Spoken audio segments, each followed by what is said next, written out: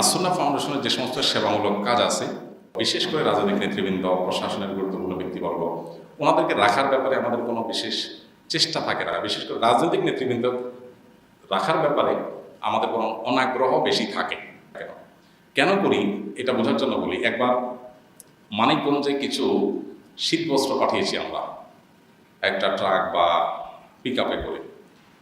তো সেখানকার একজন জনপ্রতিনিধি তিনি আমাদের সেখানকার যে স্থানীয়ভাবে যারা ভলান্টিয়ারি করতেছে, আল্লাহর জন্য যারা খাটায় পরিশ্রম করে, কোনো বিনিময় নাই, পয়সা করি নাই, সে ভলান্টিয়ার যিনি আছেন, আলেম, মসজিদের এক ইমাম আছেন, ওনাকে বলতেছেন যে এটা আপনারা আমাদের কাছে দেন, আমরা আমাদের ছেলেফেলেদেরকে দিয়ে বিতরণ করে দেব।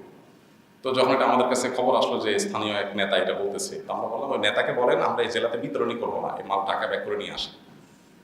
পরে নেতা দেখছেন যে মানে খেতে যেয়ে পুরোটাই মিস হয়ে যাবে, তখন বলছে ঠিক আছে বিতরণ করেন, আমাদের অল্প স্বল্প দেন। আমরা বললাম